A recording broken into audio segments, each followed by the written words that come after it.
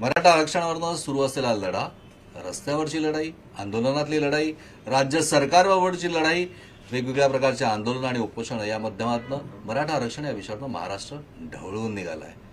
पण अर्थात आपण म्हणतो ना की प्रत्येकाला अखेरीस जावं लागतं ते कोर्टातच। मराठा आरक्षण हा मुद्दा सुद्धा कोर्टात पोहोचलाय। या सगळ्या लढाईमध्ये मनोज जरांगे पाटील नाव जितकं चर्चेत राहिलं तितकंच चर्चेत नाव सातत्यानं पुढे येत राहिलं गुणरत्न सदावर्ते आणि त्यांच्या सुविद्य पत्नी advocate doctor Jayashree Patil. Doctor Jayashree Patil यांनी मुंबई उच्च न्यायालयात याचिका दाखल केलेली आहे। या याचिकेवर 8 मार्चला तातडीची सुनावणी होणार आहे आणि अर्थातच काळा कोट घालून गुणरत्न सदावर्ते या पूर्ण विषयामध्ये युक्तिवाद करतील अशा प्रकारची परिस्थिती निर्माण होत आहे। पण आता लक्षात घ्या की म्हणजे की हे का होत आहे। राज्य सरकारनं आता पोलीस भरतीची 16,000 पदं जाहीर केली। या नवीन आरक्षणानुसार या 16,000 मधली 10% म्हणजे की 1600 मराठा विद्यार्थ्यांसाठी मराठा आरक्षण होऊ शकतात। मेडिकलच्या 50,000 जागा आहेत, त्यातल्या 5,000 जागा मराठा विद्यार्थ्यांना मिळू शकतात। शिक्षकांसाठी 2,000 जागा भरतीची जाहिरात सरकारनं प्रसिद्ध केली आहे, त्यातही 200 जागा या मराठा आरक्षित असलेल्या आंदोलनामुळे जे आरक्षण मिळाले त्यांना मिळू शकतात। आता त्यालाच विरोध केला गुणरत्न सदावर्ते।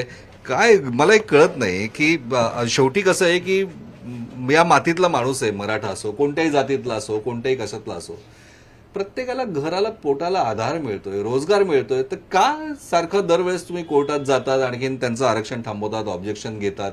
म्हणजे हे कोणावर आहे? म्हणजे की तुम्हाला तुमची भूमिका नेमकी काय? तुम्हाला काय वाटतंय की राज्य सरकार अन्याय करतंय का घटनेचे पायमल्ली होते? मला कळत नाही यामागची तुमची भूमिका, जरा मुद्दा स्पष्ट कराल? हिंदुस्थानाच्या मातीमध्ये गुणवत्ता आहे। हिंदुस्थानाच्या मातीमधून जात नाही नसायला पाहिजे या मताचा मी आहे। गुणवत्ता first, talent should be protected, uplifted, guaranteed.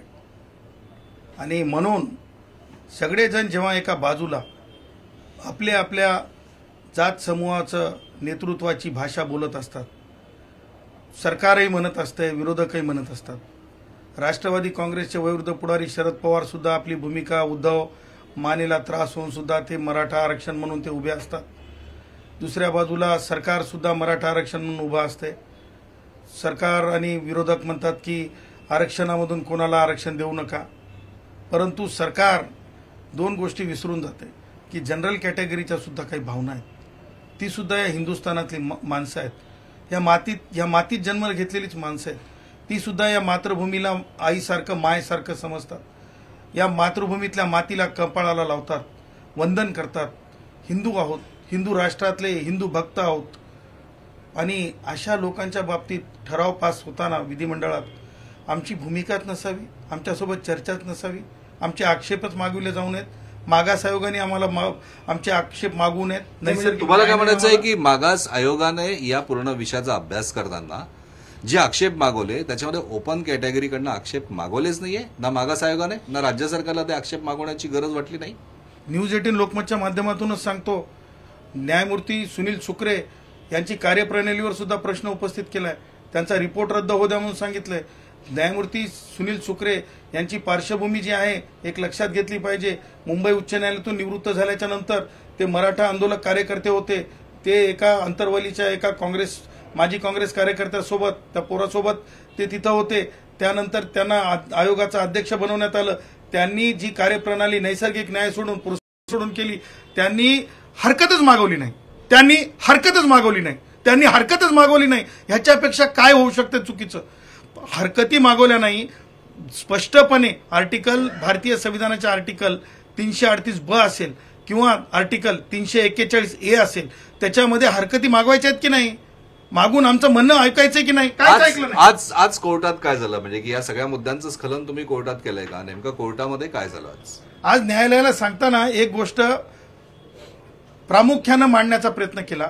या महाराष्ट्रामधला जैन असेल, ब्राह्मण असेल, या महाराष्ट्रातला मारवाडी असेल, गुजराती असेल, ठाकूर असेल, आणि जो गुणवंत आहे त्या गुणवंतांचं रक्षण कोणीच करत नाहीये, कोणी त्यांच्यावर चर्चा करत नाहीये। त्यांच्या जागा 38% राहिलेल्या आहेत आणि रिझर्वेशन मेजॉरिटी झालेलं आहे।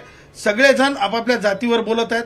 अशा परिस्थितीमध्ये 2 वेळेस आरक्षण म्हणून मराठ्यांचं, एक वेळेस ह्या उच्च न्यायालयाने दुसऱ्या वेळेस माननीय सर्वोच्च न्यायालयाने डॉक्टर जयश्री पाटील विरुद्ध मुख्यमंत्री महाराष्ट्र राज्य या खटल्यामध्ये नाकारलेलं आहे, अल्ट्रा व्हायरस डिक्लेअर केलं, अनकॉन्स्टिट्युशनल म्हटलेलं आहे. पुन्हा एकदा तशाच प्रकारचा प्रयत्न करून खुल्या वर्गातल्या गुणवंतावर अन्याय होत आहे आणि त्यासोबतच 16,000 पोलिसांची भरती असेल, 50,000च्या जवळपास वैद्यकीय विविध शास्त्रातले प्रवेश असतील, त्याचबरोबर शिक्षकांच्या भरती असतील. ह्या सगळ्या भरती प्रक्रियांच्या तारखा उद्याची 9 तारीख, येणारी 30 तारीख, 31 तारीख अशा प्रकारच्या आहेत. तेव्हा ही भरती होऊ देऊ नये, या भरतीच्या संबंधाने सुनावणी तातडीने व्हावी. ह्या विनंतीला माननीय न्यायालयाने म्हणजे न्यायालयाने ऐकलं. दोन्ही सन्माननीय न्यायमूर्तींनी एकमेकांसोबत चर्चा केली आणि त्यांनी सांगितलं की येत्या शुक्रवारी ह्या प्रकरणाची सुनावणी माननीय न्यायमूर्ती गिरीश कुलकर्णी साहेबांच्या खंडपीठासमोर ही सुनावणी होईल. आणि त्याचबरोबर आम्हाला सांगितलं की राज्य सरकारला तातडीने उद्याच्या शुक्रवारची नोटीस द्यावी. सांगायचं तात्पर्य हेच आहे. राज्य सरकारला नोटीस कोर्ट देणार का तुम्ही द्यायची आहे? नाही, आम्ही द्यायची आहे आणि आम्ही नोटीस दिली सुद्धा की उद्याच्या शुक्रवारी ह्या न्यायालयासमोर आपण हजर व्हा म्हणून.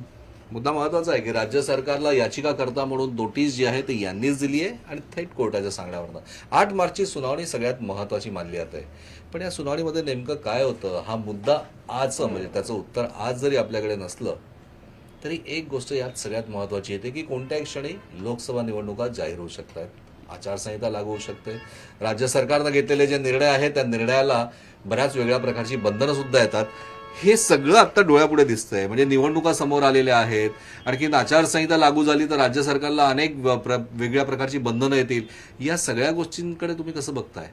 जेव्हा विषय न्यायालयात येतो आणि त्यांनी आता सरकारचं काम केलेलं आहे, नोटिफिकेशन देऊन आरक्षण देऊन, त्याचबरोबर विरोधकांनी सुद्धा सरकारसोबत हातमिळवणी केलेली आहे. आरक्षण देऊन नोटिफिकेशनवर कोणता भ्र न काढता, चर्चा न करता एकमताने या विरोधकांचं आणि सरकारचं एकमत आहे. परंतु खुल्या वर्गाचं जे मत आहे ते न्यायालयाकडे आता आणि आता न्यायालयाला तुमची आचारसंहिता असली काय नसली काय याच्याने काही फरक पडत नसतंय. न्यायालयाला फक्त आणि फक्त संविधानिक दृष्ट्या, संविधानिक भूमिका, संविधानाची पायमल्ली कुठे होतीये का? भारतरत्न डॉक्टर बाबासाहेब आंबेडकरांनी कॉन्स्टिट्युएंट असेंब्लीमध्ये सांगितलं होतं आरक्षण मेजॉरिटीयन होता कामा नये, मायनॉरिटीयन असलं पाहिजे.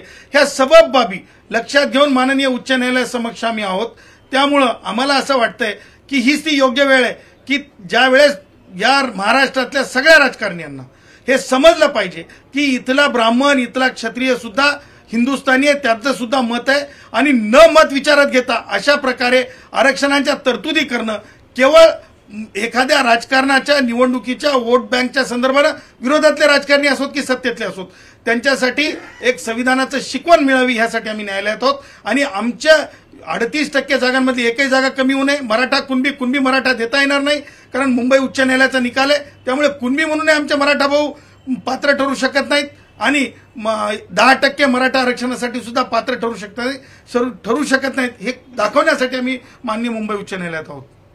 तब्बल 4 दशकांपासून मराठा आरक्षणासाठी लढा सुरू होता. आता कुठे मनोज जरांगे पाटील यांनी जे वातावरण ढवळून काढलं, सरकारने सकारात्मक प्रतिसाद दिला, आणखी त्यानंतर 10% एसीबीसीमध्ये आरक्षण त्यांना मिळालं. त्यानंतर राज्य सरकारनं ज्या जाहिराती प्रसारित करायच्या होत्या त्याही केल्या.